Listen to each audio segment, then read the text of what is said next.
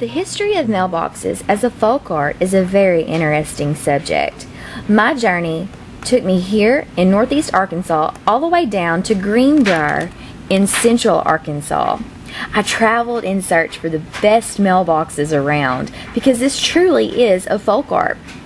We use our mailbox every day. Think about it. You get mail, packages, and sort of different things all in your mailbox each day.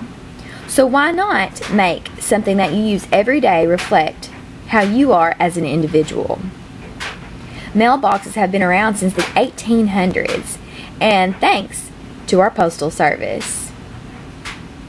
As you see, I've seen very interesting mailboxes throughout my journey.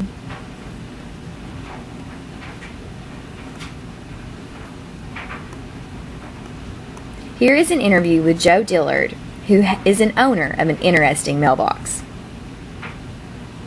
Okay, and where did you get your mailbox?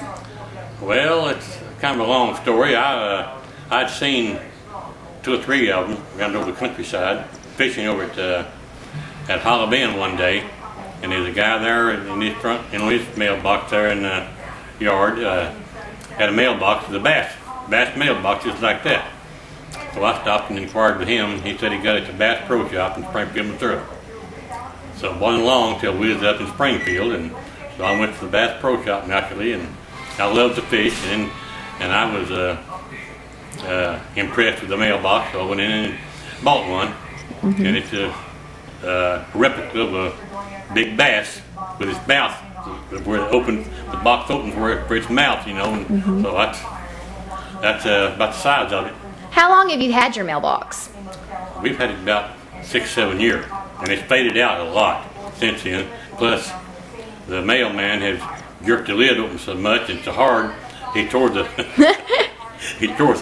the lid off. But then, and the guy across the street over here, about 2 years ago, he had noticed it being faded. And he's kind of a painter, so he asked that he come over and repaint it. So I let him do that then. Mm-hmm.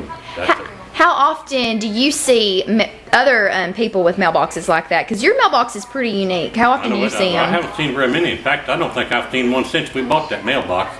I was back over at the lake one day into this same house. He still had his, but you know, that's been several years ago, and I haven't seen any in this area.